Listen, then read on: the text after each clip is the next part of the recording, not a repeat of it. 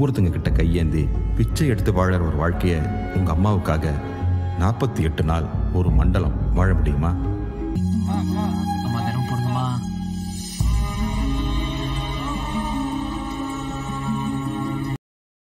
Halo teman-teman semuanya, selamat datang kembali di channel Mr. White.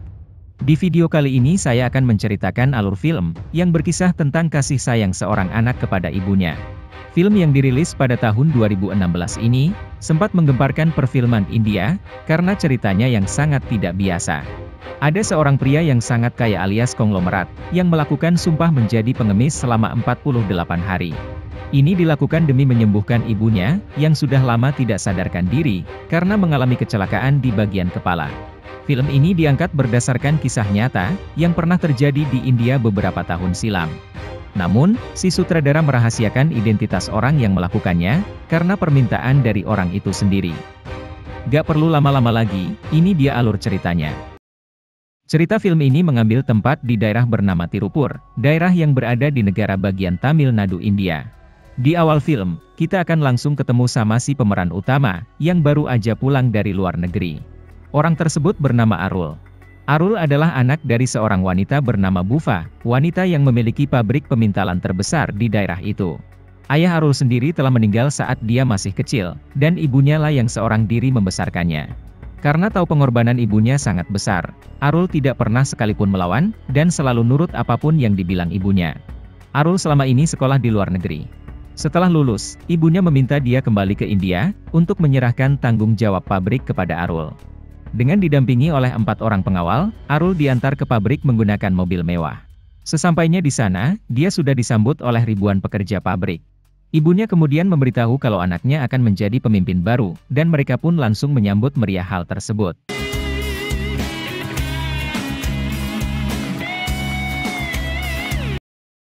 Sekedar informasi saja, Bufa adalah seorang pemimpin yang sangat baik, dan selalu peduli dengan kesejahteraan para karyawannya. Karena hal ini, karyawannya selalu bekerja dengan sungguh-sungguh, alias sangat loyal terhadap Bufa. Keesokan harinya, Arul diajak ibunya berkeliling pabrik, sambil mengenalinya pada beberapa karyawan. Tak lama kemudian, kejadian mengerikan tiba-tiba menimpa ibunya. Diawali dengan kain sarinya yang terlilit mesin pemintalan, lalu dirinya tertarik ke mesin itu, dan kemudian bagian belakang kepalanya terbentur dengan sangat kuat.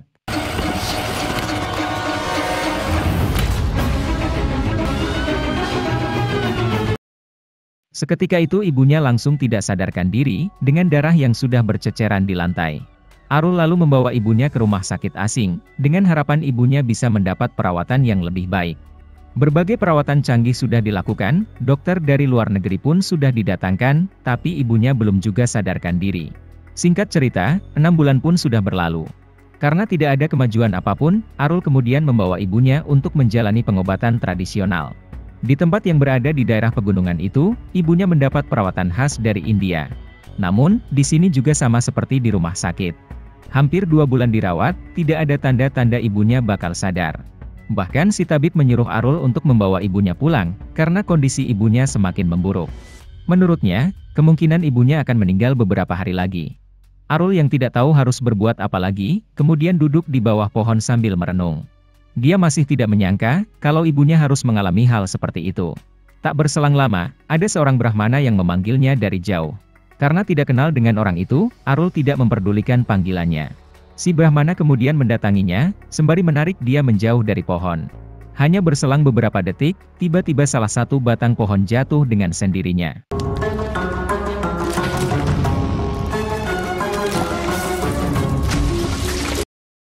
Setelah itu Arul kemudian dibawa ke gubuk miliknya Brahmana, disuruh untuk menceritakan tentang kondisi ibunya. Kata si Brahmana, kau dari kecil selalu hidup senang, dan tidak tahu dengan yang namanya rasa lapar. Kau harus meninggalkan semua kekayaanmu, dan lakukanlah sumpah menjadi pengemis selama 48 hari. Selama waktu itu, kau tidak boleh memberitahu identitasmu pada siapapun, dan setiap hari kau harus mulai mengemis dengan tangan kosong. Arul kemudian bertanya, jika aku melakukan ini, apakah ibuku akan sembuh? Si Brahmana menjawab, itu bukan pertanyaan apakah dia akan sembuh atau tidak. Pertanyaannya adalah, apakah kau yakin mampu untuk melakukan sumpah itu? Jika kau yakin mampu melakukannya, maka yakinlah bahwa ibumu akan sembuh. Yang terpenting, kau harus yakin terlebih dulu. Arul kemudian pergi dari sana, sambil bilang kalau dia akan memikirkannya terlebih dulu. Pada malam harinya, Arul yang sedang tidur di samping ibunya, mendapat mimpi yang tidak biasa. Ibunya tiba-tiba sadar, dan meminta Arul untuk mendudukannya di kursi goyang. Ibunya bilang, "Apakah aku akan meninggal? Aku ingin menghabiskan lebih banyak waktu bersamamu, dan apakah kau mau untuk menyelamatkanku?" Seketika itu muncul suara petir yang sangat besar, hingga hal ini membuat Arul terbangun. Dia kemudian dibuat terkejut, setelah melihat kursi goyang ibunya bergerak dengan sendirinya.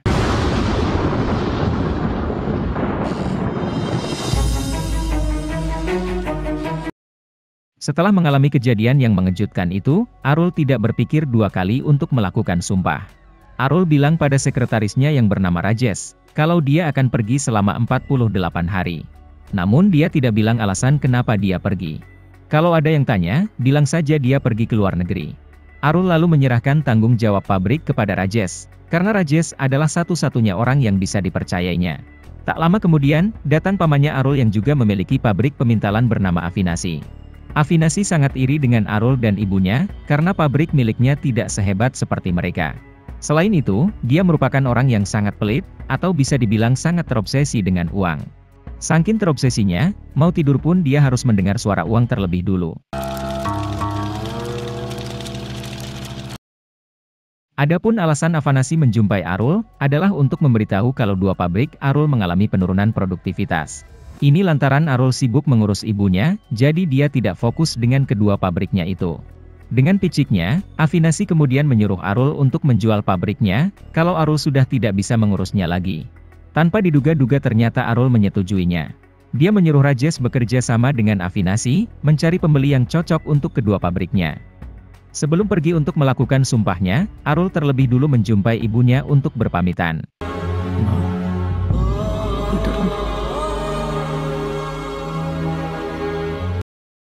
Keesokan harinya, Arul pergi keluar kota dengan memakai barang mewah, dan uang yang masih penuh di dompetnya. Barang-barang mewahnya kemudian ditinggalkan di dalam taksi. Sementara uang di dompetnya diberikan pada dua pengemis, yang biasa mengemis di luar sebuah kuil. Hanya satu barang saja yang disimpan oleh Arul, yaitu foto ibunya yang masih muda. Setelah itu, dia pun mulai mencoba untuk mengemis, dari satu orang ke orang lainnya.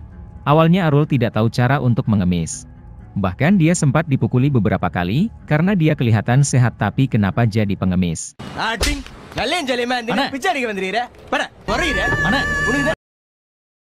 Arul lalu mendatangi dua pengemis tadi, untuk bergabung mengemis bersama mereka. Tapi sebelum mengemis, wajah Arul dihitamkan terlebih dulu, serta dia juga diajarkan cara untuk mengemis. Begitu mendapat uang untuk pertama kalinya, Arul pun langsung terdiam seolah tidak percaya.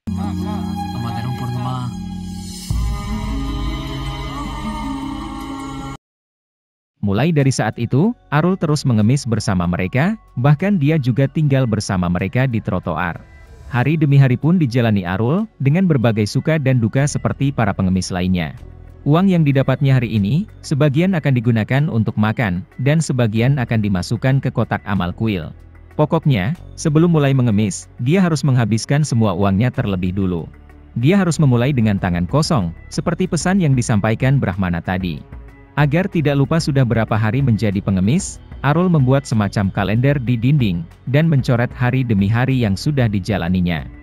Pada suatu hari, tepatnya hari kelima, Arul diajak oleh kedua pengemis itu ke sebuah mobil rongsokan. Di sana mereka menunjukkan beberapa barang berharga yang mereka miliki. Mulai dari sepatu, sandal, parfum, dan beberapa pakaian yang layak pakai. Kata salah satu pengemis, kita hanya mengemis sampai jam 6 sore saja. Setelah itu, kita juga harus menikmati hidup seperti orang pada umumnya. Ambillah salah satu baju bersih ini, dan pergilah ke suatu tempat yang kau suka. Pada malam harinya, Arul pergi ke restoran untuk makan pizza, dan dia pun memilih pizza yang paling murah. Di sini dia bertemu dengan seorang gadis, yang merupakan salah satu pemilik restoran itu. Gadis tersebut bernama Maggie. Maggie bersama beberapa teman wanitanya, membuka usaha restoran ini tak lama setelah lulus kuliah. Singkat cerita, setelah pertemuan itu, Arul dan Maggie bertemu lagi di tempat berbeda beberapa kali. Karena hal ini, mereka kemudian menjadi teman baik, bahkan mulai ada rasa cinta di antara keduanya. Pada hari ke-9, Arul mengalami sesuatu yang tidak mengenakan, yaitu dipalak oleh 3 orang preman. Para preman itu meminta sejumlah uang, namun Arul tidak mau memberikannya. Mereka kemudian menggeledah sakunya, dan menemukan foto ibunya Arul tadi. Awalnya Arul belum marah foto ibunya diambil. Tapi begitu mereka berkata kasar tentang ibunya, seketika Arul pun langsung mengamuk. Arul kemudian berduel dengan dua preman itu, sementara satu preman lagi sembunyi karena takut dipukuli. Gak perlu waktu yang lama, Arul berhasil mereka sampai babak belur. Tak lama dua teman pengemisnya datang, sambil ngajak Arul untuk mulai mengemis. Sementara para preman itu langsung terkejut, karena tidak menyangka baru dipukuli sama pengemis. Setelah kejadian ini, ada kejadian lain lagi yang terjadi. Namun kejadian ini bukan dialami oleh Arul, melainkan salah satu teman pengemisnya. Temannya itu adalah wanita bernama Tulasi, wanita yang memiliki gangguan jiwa. Saat mereka sedang tidur di trotoar, ada seorang pria yang mencoba memperkaos Tulasi. Arul lalu melawan orang itu, hingga dia kabur menggunakan motornya. Tulasi kemudian mendatangi Arul, memberikan jeruk sebagai tanda terima kasih. Arul kemudian bilang, "Kamu jangan pura-pura menjadi orang gila. Aku tahu kau sebenarnya tidak gila." Seketika itu Tulasi langsung terkejut, dan menceritakan kenapa dia pura-pura gila. Katanya, dulu ayahnya berhutang pada bank, namun tidak sanggup membayarnya. Ayahnya kemudian bundir, sementara dirinya terpaksa hidup sendirian di jalanan. Karena kehidupan di jalanan itu kejam, dia kemudian pura-pura menjadi gila, agar tidak diganggu oleh orang jahat. Tapi walaupun begitu, dia tetap diganggu seperti yang terjadi tadi. Agar tidak diganggu lagi, Arul kemudian membawa Tulasi ke rumah sakit jiwa. Dia menyuruh Tulasi pura-pura gila, agar dia bisa tinggal di tempat itu. Tapi itu hanya untuk sementara saja. Nantinya Arul akan membawanya ke tempat yang lebih baik, atau tepatnya setelah dia selesai melakukan sumpah ini. Setelah itu Sin kemudian pindah ke Afinasi. Dia sedang membuat rencana untuk membeli pabriknya Arul, namun menggunakan nama orang lain. Dia juga bekerja sama dengan orang bank, untuk memberikan pinjaman membeli pabrik itu. Selain itu, dia juga sudah mengatur rencana yang sangat licik, agar pabrik itu dihargai dengan harga murah. Sekarang kita balik lagi ke Arul, yang diajak ke pesta orang tidak dikenal, agar mereka bisa makan gratis. Awalnya tidak ada yang curiga kalau mereka pengemis. Namun tak lama kemudian, seorang teman mereka dipergoki sama orang pesta. Mereka kemudian langsung diusir, bahkan beberapa dari mereka ada yang dipukuli. Arul yang tidak terima temannya dipukuli, kemudian tanpa pikir panjang langsung membela mereka. Namun tanpa disadarinya, Magi ternyata ada di sana sambil melihati kejadian itu. Sontak Magi pun sangat terkejut, karena ternyata Arul adalah seorang pengemis.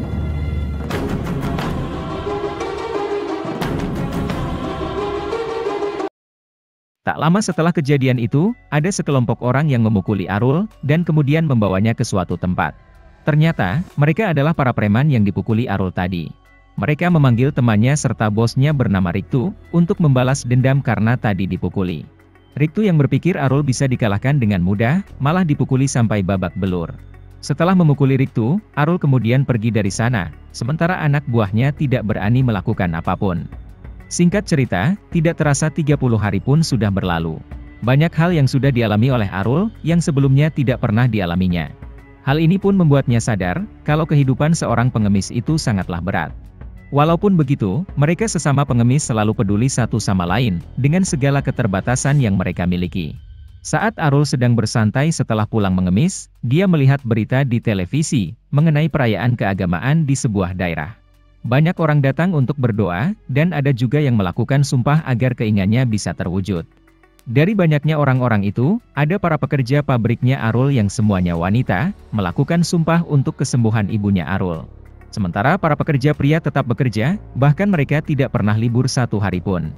Sontak Arul pun sangat terkejut, karena tidak menyangka para pekerja sangat sayang sama ibunya. Karena hal ini, dia kemudian menelepon Rajes, memberitahu kalau pabriknya tidak jadi dijual. Keesokan harinya, Arul diajak ke tempat tersebut, karena masyarakat yang datang untuk berdoa semakin banyak. Salah satu dari masyarakat itu, ternyata adalah Afinasi bersama asistennya. Saat Afinasi mau menuju ke kuil, dia tidak sengaja melihat Arul sedang mengemis dari kejauhan. Melihat itu sontak dia pun langsung terkejut.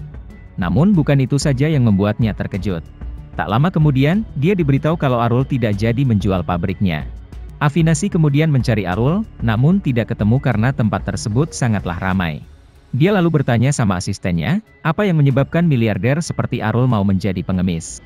Katanya, mungkin saja dia sedang melakukan sumpah. Di sini Afinasi pun langsung sadar, kalau Arul sedang bersumpah untuk kesembuhan ibunya. Karena Arul tidak jadi menjual pabriknya, Avinasi kemudian membuat rencana untuk merebut pabriknya secara paksa. Pada malam harinya, Tulasi tiba-tiba kabur dari rumah sakit, dan langsung menemui Arul untuk mengatakan sesuatu yang penting. Katanya, rumah sakit jiwa itu tidak seperti rumah sakit jiwa pada umumnya. Kepala rumah sakit telah dibayar oleh dokter luar negeri, agar mereka bisa menguji coba penyakit baru pada pasien. Mereka juga menguji coba obat untuk mengobati penyakit itu. Intinya, para dokter membuat penyakit baru, dan kemudian membuat obat untuk menyembuhkannya. Akibat kelakuan bejat ini, banyak pasien yang meninggal, tapi untungnya Tulasi bisa kabur sebelum menjadi korban. Sementara di tempat lain, kepala rumah sakit meminta bantuan bos besar para preman tadi, yang bernama Mutai. Dia memberikan foto Tulasi dan juga Arul, karena sebelumnya Arul yang membawa Tulasi ke rumah sakit, dan sekarang dia pasti sedang bersama dengan Arul. Singkat cerita, mereka berhasil menangkap Arul, setelah memberi makanan yang sudah dicampur dengan miras. Dalam keadaan setengah sadar, Arul langsung dipukuli sampai pingsan oleh Mutai.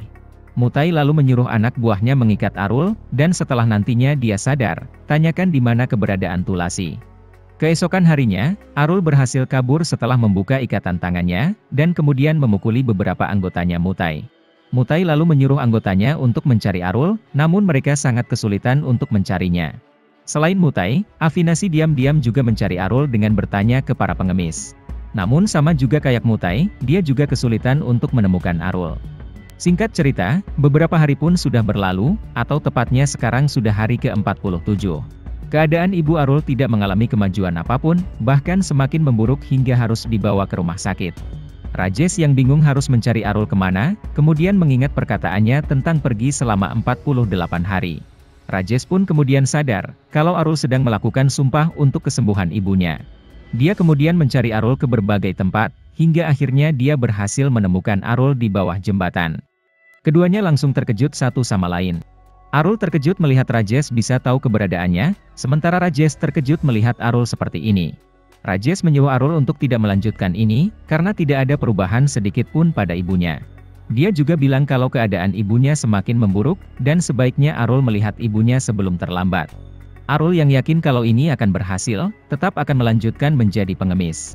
Dia menyuruh Rajesh menemuinya besok jam 11 pagi, karena pada saat itu sumpahnya akan selesai. Tanpa mereka sadari, Magi ternyata ada di sana, mendengar pembicaraan mereka berdua. Sekarang dia pun tahu kalau ternyata Arul adalah orang kaya, dan dia melakukan ini demi menyelamatkan ibunya.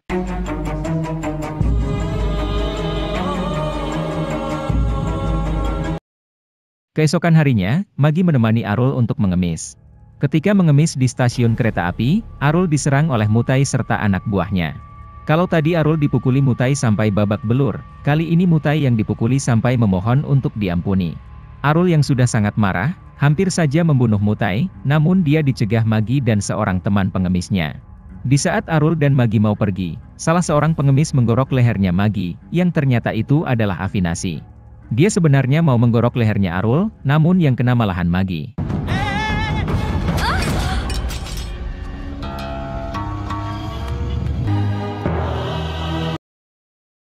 Arul kemudian membawa Magi ke rumah sakit, namun dokter tidak mau mengobatinya, sebelum Arul memberikan sejumlah uang. Dalam keadaan bingung, apalagi melihat Magi yang terus mengalami kejang, Arul berniat menelepon Rajesh untuk meminta uang. Namun dia juga dibuat bingung. Jika dia melakukan hal itu, maka sumpahnya tidak akan tercapai, apalagi sebentar lagi sudah mau jam 11.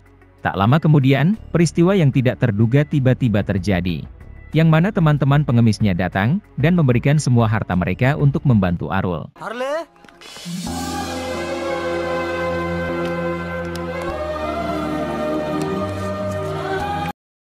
Magi kemudian langsung dibawa untuk mendapat perawatan.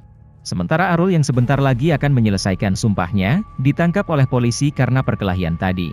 Tapi sebelum dibawa ke kantor, Arul memohon agar dirinya diizinkan memasukkan uang hasil mengemisnya hari ini ke kotak amal kuil. Tepat jam 11, dia sudah memasukkan semua uang itu, dan sumpahnya pun secara resmi sudah selesai.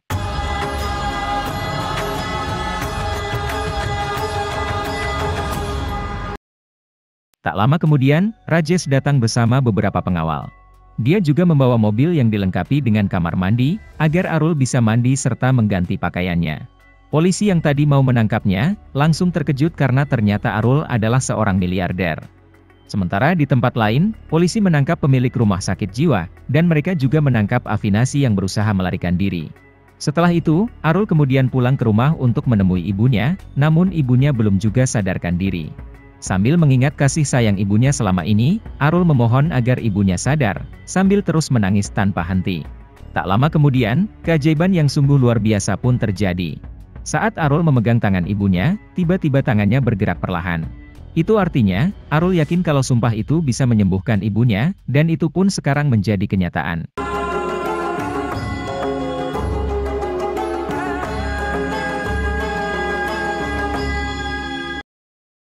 Singkat cerita 6 bulan kemudian, Arul membawa teman-teman pengemisnya dan Tulasi tinggal bersamanya, serta dia juga mempekerjakan mereka di pabrik. Arul juga sudah menikah dengan Magi. Sementara ibunya sendiri sudah sangat sehat, walaupun harus duduk di kursi roda selama sisa hidupnya. Scene film ini kemudian ditutup, dengan nasihat yang sangat menyentuh. Arul bersama ibunya serta Magi pergi ke kuil, dan saat sudah selesai sembayang, ada seorang pengemis yang mendatangi Arul. Arul yang saat itu sedang teleponan, tidak menghiraukan pengemis itu, namun tidak dengan ibunya yang langsung memberi sedekah. Ibunya kemudian memanggil Arul, menasihati kalau dia tidak boleh mengacuhkan pengemis seperti itu. Jika kau mau memberi sedekah maka berikanlah. Tapi kalau kau tidak mau, maka suruhlah mereka pergi. Jangan membuat mereka menunggu, karena kehidupan pengemis itu sangatlah berat. Bahkan kita pun tidak akan bertahan walau cuma 1 hari.